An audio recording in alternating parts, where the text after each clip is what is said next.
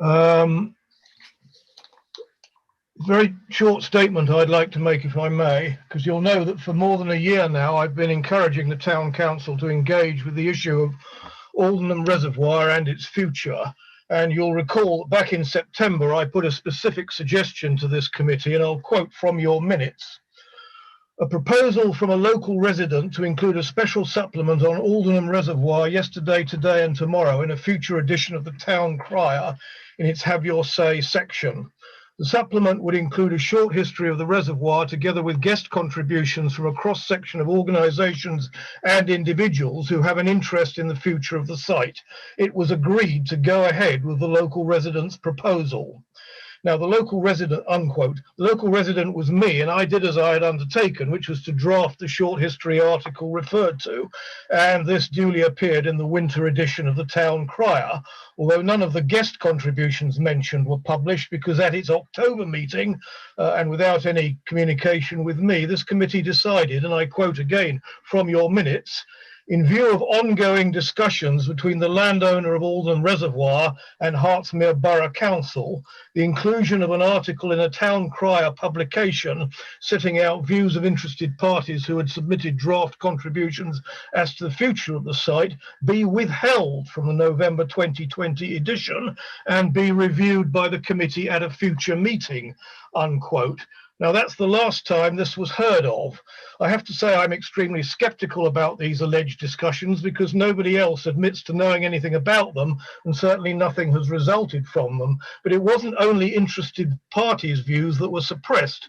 The reservoir has quite a long history, and there was only room for a very abbreviated account to be published in Town Crier.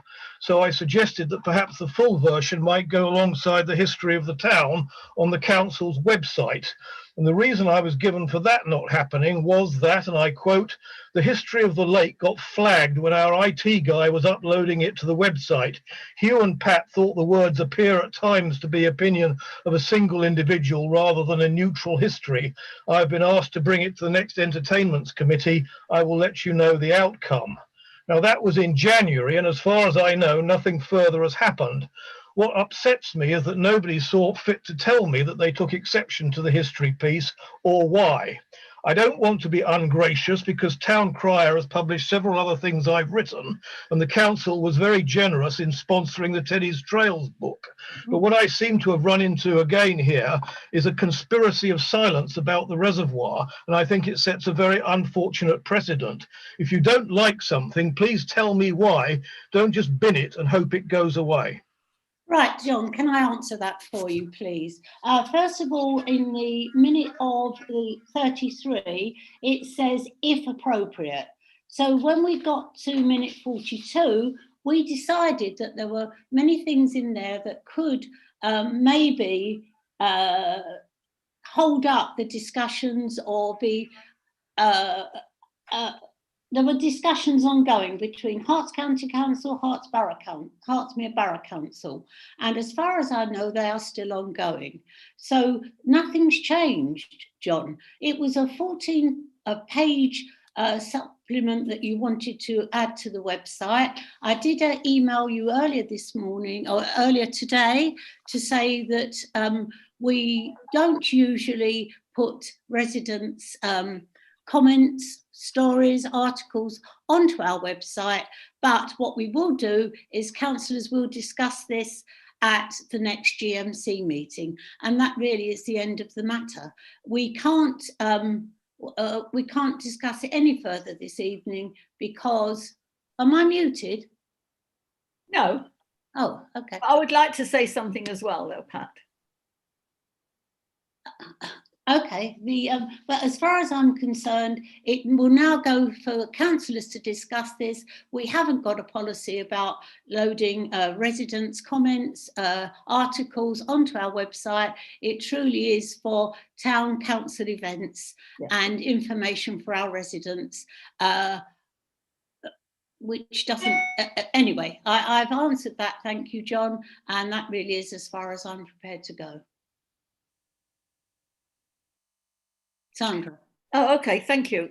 Only one thing, John, I would like to say. I think you mentioned at the onset of what you've just said, that you brought it to the town council's attention a year and a half ago.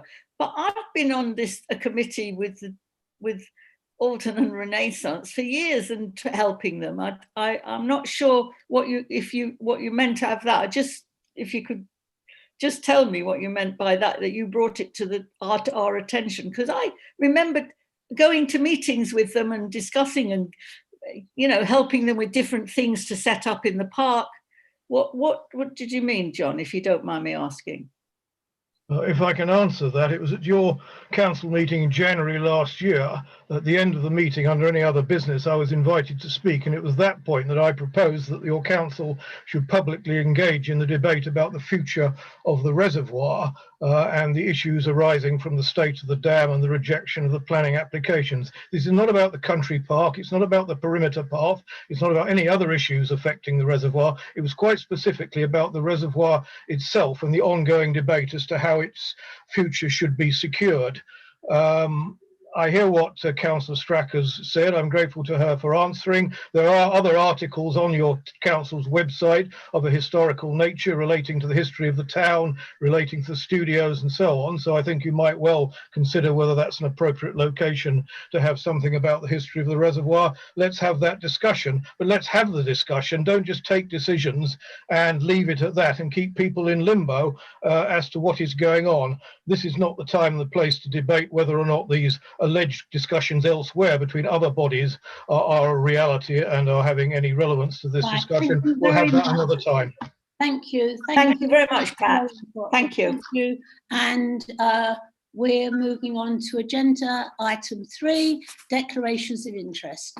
To receive declarations of interest from councillors on items on the agenda, to receive written requests for dispensations for declarable interest, and to grant any request for dispensation as appropriate. Is anybody? No? Okay. Can we confirm and sign the minutes of the meeting held on the 2nd of February? Yeah, agreed. Agreed? Agreed. Agreed. Right, Civic Festival and future events, to discuss dates and possible COVID-friendly festival events. Well, first of all, we've now got a list of dates which are not before dates, which will affect what we can do in the town with the town council. We have to bear in mind that the first date really that anything could be done is the 21st of June. But we have to be wary that it means that they've got to be, that all of the government guidelines has got to be in our favour. We do have some dates already projected, and these may or may not go on. These are the concerts in Meadow Park, the first one of which is scheduled to take place on the 27th of June, and then the last one on the 17th or 24th of July. So we really need Dan now to give us some input about what the thoughts as an events officer, because obviously he's got to organise these things and to be sure that we will be able to maintain social distancing, etc., except that on the 21st of June, it says social gatherings can be of any number. So, right, Dan. So first off, we should really set the dates for the festival when we want to start it. And are we going to do it the normal 2 weeks, or is it just going to be just 1 week? I think that's what we need to decide first of all. Well, if we can do 2 weeks, why should we? Yeah. Why can't we do it? Yeah, I don't have a problem. I'm just asking. I don't know. I mean, we'll decide what we decide. But if we can do 2 weeks, we've missed a year. Well, you know, I'm happy for us to go for 2 weeks. Most of the things that we normally put on, we should be able to put on. Obviously, Families Day is going to be much more difficult for us because of being able to, you know, we're really concerned that having a circus tent might not be the best place, might not be the best thing to do this year, because obviously a lot of people will be in a confined space, and Yeah. that may be a difficulty. Are any other? I can't see all of the count. I can't. Clive. Yeah, can I? Clive. I think we've got a problem in as much as, of course, these are not before dates, so we don't know what the situation is going to be. And if we start making lots of arrangements for events, we might then have to cancel or postpone, and we just don't know really where we are. So I think it would be, how can I put it, perhaps overly optimistic if we were to go ahead and plan lots of events for that period, when we don't know for sure that we're going to be able to go ahead with them. You know, it could be a lot of work wasted by Dan, or it could be a big disappointment for everyone. And if we've got to pay out in advance as well, that's another issue, because it might be a waste of money that we can't get back. Well, Dan has suggested that we move the festival fortnight into to the end of July and August. By that time, we should be well and truly. Most people will be vaccinated, and we should be able then to have outdoor events. And I think that we could plan towards that. We can't plan to do nothing. We do have to plan to do something. Councillor Parnell. No, it was actually Simon was first, and I was. I can't. Do you know I can't get everybody up on my screen? Okay, well, Simon was first anyway. Okay, Simon.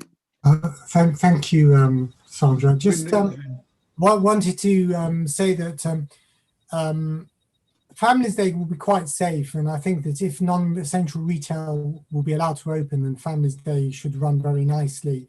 Most of it is outside, and we just have to adapt the events to make sure as much is outside as possible, and potentially see what the contractors say in terms of cancellation in the event of government. Exactly. Saying so, if we can say, on condition that the government allows us to, I think the only potential problem could be the parade, because obviously on the floats there's a lot of people close together. So I'm wondering if it's worthwhile maybe not having a parade this year, but having as many of the other events as possible, so that we can be COVID compliant.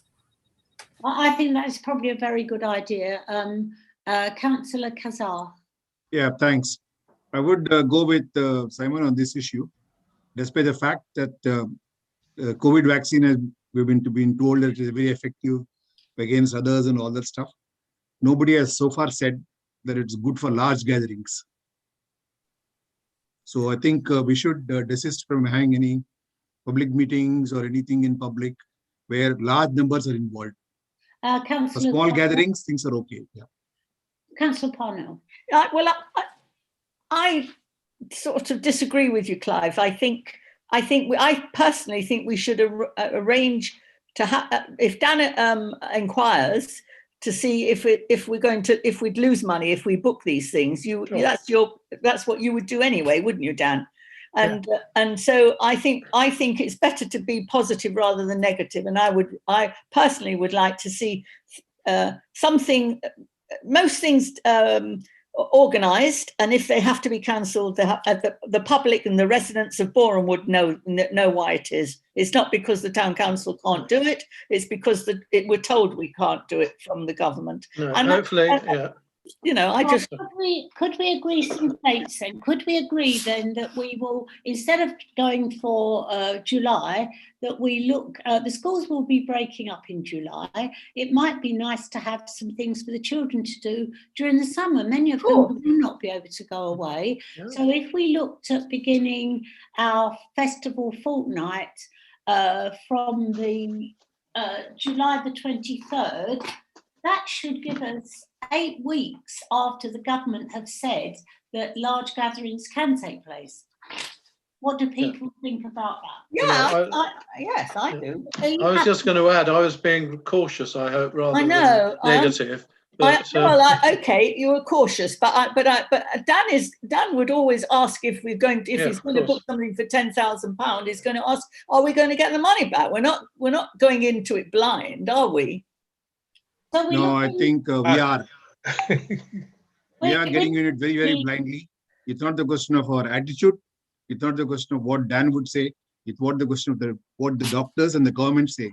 The government has not okayed large gatherings of public even after 2 doses of vaccine. Not yet. Well, no, Not they're yet. not Yeah, gathering. exactly. That's what I'm saying. Not yet. Councillor Carter, So there are no plans of the anybody else. guidance already says Yeah. that large gatherings can take place after the 21st of June. So we're looking to start to meet a Right. whole month after that, so that it probably gives us enough clearance. So we're looking to start maybe on the 24th or the Friday the 23rd of July. Yes. Mm. We can make arrangements as long as it doesn't cost us the town council any money, and we don't have to pay any fees at all. That if it doesn't go ahead, why can't we arrange them? I mean, I don't understand that. Councillor Collins. Yes, as long as we can arrange this thing and then have a clause in it that if this program doesn't go ahead, and then if we can get a reimbursement from whosoever we have done business with, I see no reason why we cannot carry it on.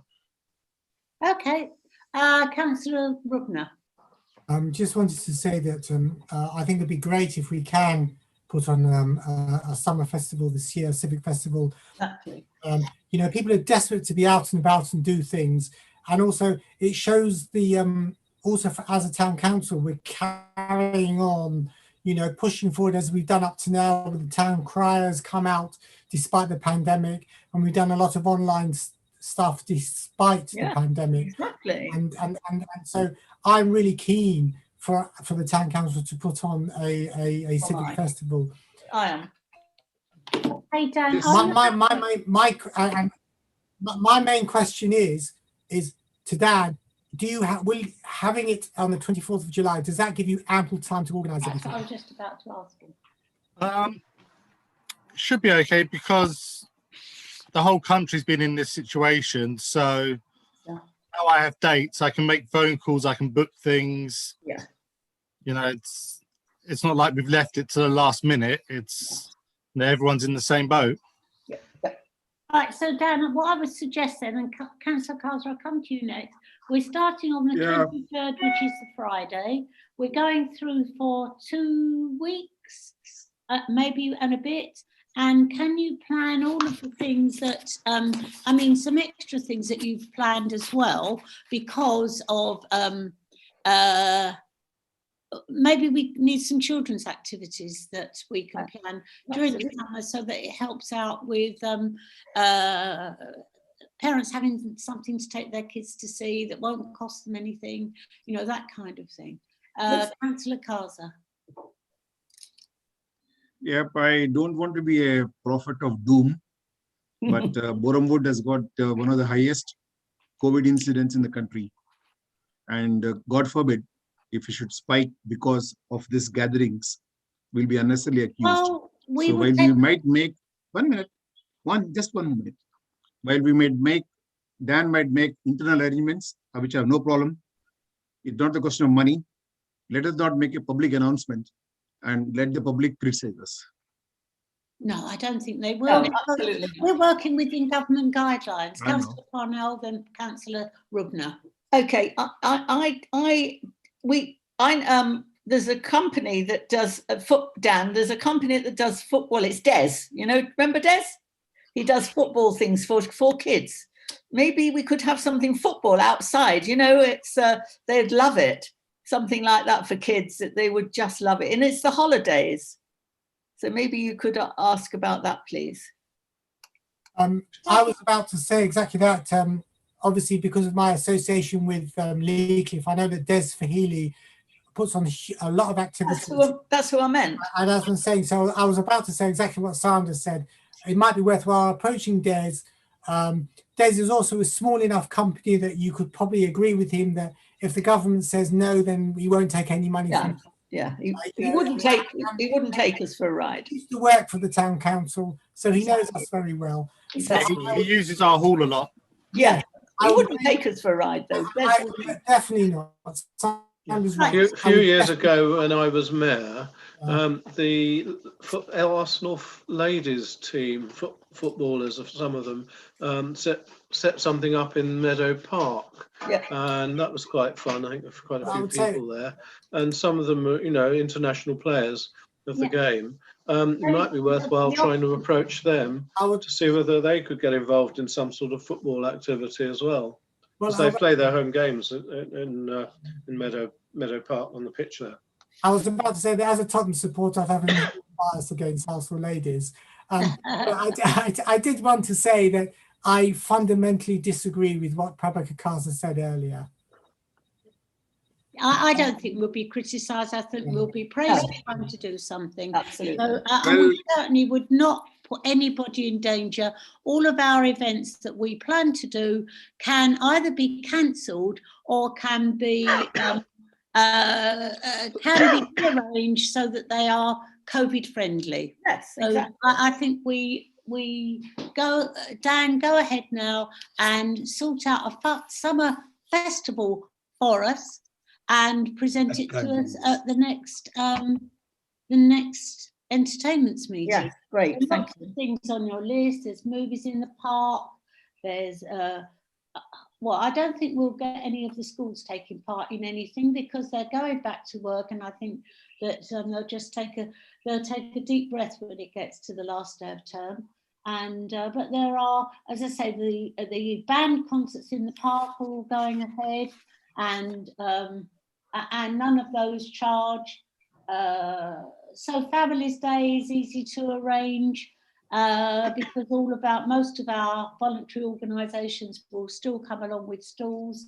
Shall we hear from Dan then, Pat? Yeah. Shall we hear from Dan what he's got up his sleeve? so to speak.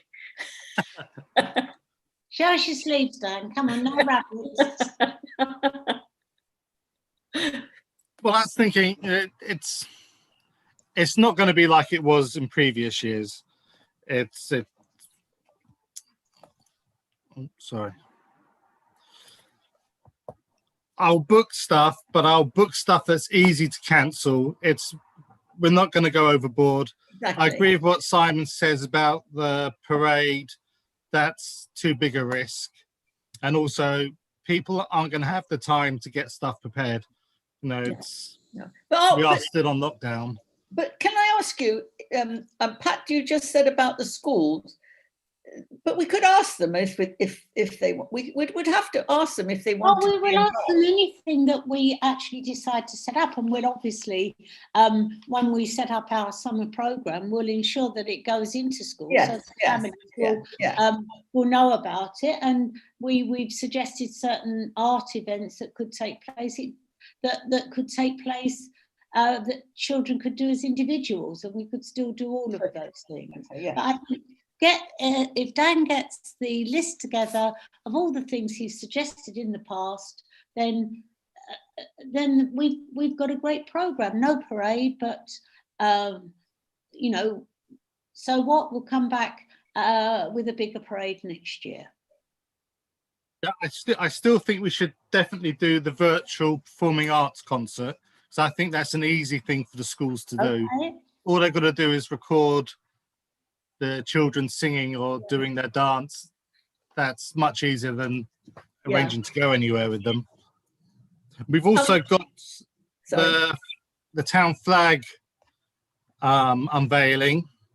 So that can be a part of the festival fortnight. Yeah. So maybe that could happen on the middle weekend. Yeah. And then I think doing the outdoor cinema, I think we should do it twice. Yeah. Because nobody's been to the cinema this year. Yeah. So we get one of the films that they've missed on the big screen. Oh yeah, it'd be great. Be great, Dan. Lovely idea. Okay, I mean, as I say, I've got a long list of things that you gave to us last time. Clive was looking at a literacy festival, but virtually, but maybe some of these things maybe. Councillor Kaza had his hand up. Councillor Kaza. Yeah, I just want to know if my objection can be recorded, or somehow I can't get around to feeling that I'm agreeing to all this. I didn't Because have it's definitely dangerous. Even our Eat Out scheme, for example, has been criticized heavily by the BBC, by the press, even though it was one of the best schemes for people to go out and eat because people were thirsty to go out and eat. Every one of us is wanting to go out and do something. But I don't think as the town council, all of us should gather together and then say we'll arrange for some large gatherings in either June, July. Let things settle down and then all of us can do what we always wanted to do. But, yeah, well, we've already decided, Councillor Casa, we've already decided that we will go begin ahead, I have no issue. 23rd of July and we'll go through to August. Only record my objection, that's all. Yeah. And yeah, okay, we will note your objections. And does anyone else object to us? We are working with government guidelines and we would never work outside of those. We would be foolish to do so. We are in danger as well. Dan. So the government are going to be reviewing the situation every 5 weeks. So we can review it every month in our meetings. You know, whatever we do, it's going to be easy changeable. You know, I'm not going to organize a huge thing that, because you just don't know. No. But yeah, it'll change each week, each month. Yeah, good. We have got brains in the town council as well. So, you know, I think that goes along with Councillor Rubner. Councillor Kaza, I understand you're not on this committee. You're not a member of the entertainment committee. Are you subbing for anybody on the committee? The other person absent is Michelle Wins. I should be. Oh, you're subbing for Michelle Wins. Okay, no, it wasn't announced at the beginning, so okay. This is why. I thought that was too obvious. In terms of your opposition to us holding the town festival. Okay. So I would also request you to read what the government has said about 21st June in that case. Not free gatherings. Item 5, is there anything else to discuss on that item? I think we've made our feelings clear and we'll leave Dan to take it forward. We're now moving to item 6, town crier, to consider issues arising from the production of issue 41. Right, were there any issues? No, I had no issues. Only need to be a lot more tighter on the deadlines for articles. Yeah. That's my only issue. Everything else worked fine. Do we?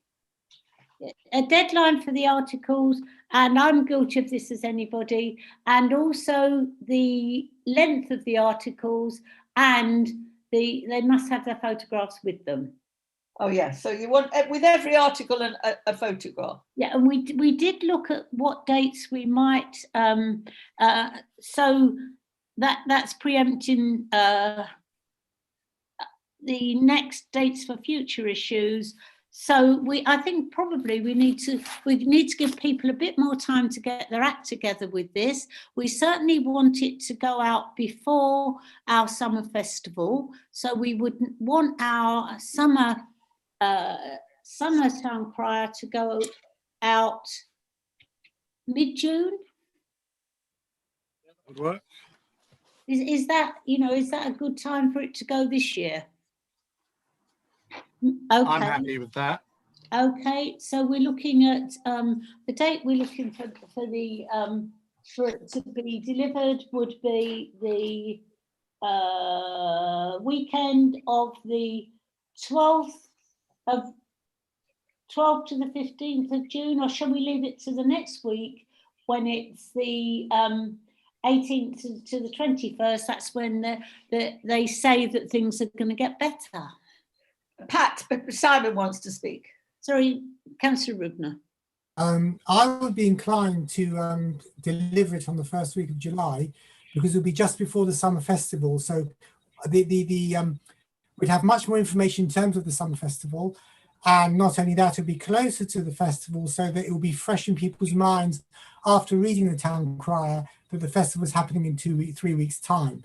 I think that mid-June is a little bit early. It also gives time for the next mayor, for us to put in the mayor making and the next mayor to write his or her article on the inside front page of the town crier. And once again, if it goes out later, we'll have much more of an idea in terms of government regulations, how COVID is going, and whether we'll be able to actually put on these events or not.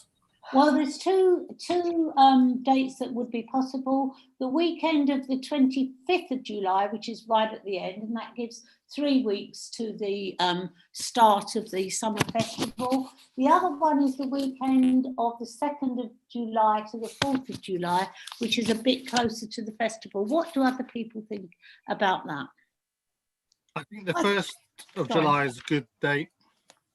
Right. Yeah. Yeah, I think the 1st of July is a good time. Yes, yeah. Okay. So working back from that, let's give it a 6-week deadline before then. So if we work back from the 1st of July, we're looking at a deadline of somewhere towards this year, something like the half term is the 24th of May. Shall we make it the deadline just before half term or just after? So that would be the 21st of May or the 4th of June. What do people think? I think 4th of June, Pat, is too. Okay. I mean, what does Dan say? I mean, really, it's Dan, isn't it? Well, also he's got to fit it in with what they can do at the borough. That's why we need some. So that's why Dan needs to. That's why we need more I time. think I'm happy with the 4th. 4th of June. Okay. Yeah. Okay. Right. Because we need it in 2 weeks before it's before it's printed and sent out. Although they're quite quick turnaround now, aren't they, at the borough? Yeah. Okay. Yeah, that should be fine. Okay, so the deadline will be the 4th of June and the 1st of July will be the weekend of delivery. Fantastic. Right, well, that's it then, folks. Okay, I mean, we congratulate Dan again on a very good magazine. It's wonderful. I haven't heard of anyone that hasn't received it, but of course, if they haven't received it, they won't know they should have had it. But we can. Honestly, it's a great magazine. A great magazine, Dan. Honestly, I think it's really very, very good. It's very smart. It's clean. It's lovely. It's a really smart magazine. Yeah, it's so good. You can do the next one. Yeah, and Dan, cool. thanks. That's Dan, cool. Thank you. Dan, That's great, Dan. Yeah, Dan, let me seize the opportunity to say thanks to you for the extra copies for our congregants, because some of the elderly folks they weren't giving the town crier, but since you fill it in and then they are all happy about it. Thanks again, and it's a great. If you ever need any, just let me know and I'll drop some over to you again. Okay, thanks, Amber. But the fund is great, isn't it? It is good. Yes, it is great. Very nice piece of work. It's been agreed today that we will put A3 maps of the defibrillator will go in the town notice board, so that people will be able to see where they are, including the 3 new ones, which should be they're ordered. We're just waiting now for them to be delivered, and then they can be put into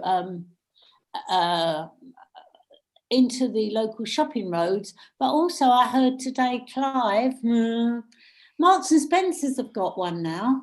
We're all going to go on, aren't we? Marks and Spencer's have got a I thought they always did, but I don't know if it's not on the map. No. Never mind. Well done, everyone. Dan, can I just say, Dan, the schools articles are really nice. It's really nicely set out. You know, they're all of them is. It's a. I was surprised to get so many. Very nice. Very, very nice. I think, if we can get any spares into the schools so that the staff can see them, because many of the staff don't live in the area. So if you've got any spares, perhaps Paul will drop them round, or and the other place, of course, is Aldenam Country Park. They always welcome them. Yeah. And the good news is that Park Run will start at Aldenam Country Park on the 5th of July, 5th of June, so that we may be able to include Park Run in our festival this year, because they'll already be up and running. Boom, boom. Right, so really it's just looking back and seeing what we have done in the past and what's feasible for this year. Councillor Rubner. Going back to two comments, going back to the defibrillators, I think, would it be an idea to put the postcodes next to the addresses or next to the place where each defibrillator is placed? So if somebody wants a defibrillator, they can type it into their Google Maps and their phone will direct them to it very quickly. Clive, don't take a deep breath. Sorry, what do you want to do, Simon? Below the location of every defibrillator, so that people with their Google Maps can find them quite quickly. If you're not local or something, or you don't know where the exact, you might not know where Aberford Hall is. I think you just have to load them up onto Google Maps, don't you? I'm happy to leave that to you to do. Only if the buildings are known, only if it's a known, only if Google knows it has the name of the building. Google doesn't know its name of the building, it won't come up. Okay. So my second, so things like Marks and Spencer's or the synagogue will be easy. Although the synagogue won't come up because the address of the synagogue is a PO box, so that wouldn't come up. For instance, and there's a defibrillator. But Marks would. There's a defibrillator there. there. Marks and Spencer's is on there. Yes, Marks and Spencer's on Google. My other thing I want to say, so that's just, you know, that's just something that we need to potentially think about. That's all. Yeah, it might be pertinent just to put it for those ones that would be accessible by the public, because quite clearly they wouldn't want the schools where someone was. It was Clive. Clive. He's gone to the. Where have you gone? Brighton or the Taj Mahal? That's Abu Dhabi. No, it was not. Right, can you come back, please? We had down on a desert island the other day. What I was going to suggest is that the schools realistically will not, unless in great emergency, they will not open their doors for a defibrillator. And there are defibrillators very close to all of the schools. So perhaps just the ones that are available to the public easily, including the police station at, yeah, you've got it on the list. Okay. Right, if I go around and say good night to everybody, you're looking a bit like Caesar now, Clive. You've got things thrown out of your head. Well, if you bob down a bit, you can crown yourself. Like that. Yeah, that's right. Okay, well, good job. It's a fun meeting. So if I bid you farewell, good night. Into the wild blue yonder, and say thank you, Dan, for attempting to bring some order to this meeting. Yes, thank you. Sorry, Dan. I'd better go before I get banned, I suppose. Yes, I think so. Right, thank you very much. Obviously, all the work falls back on Dan now to get the dates and the festival together. But if people have things that are not, we haven't had on in the festival in the past, I'm sure that Dan would be happy to help out with any suggestions that you do have. So farewell. Okay, cheerio, everyone. Good night. Good night. Bye. Good night. Good night. Thank you.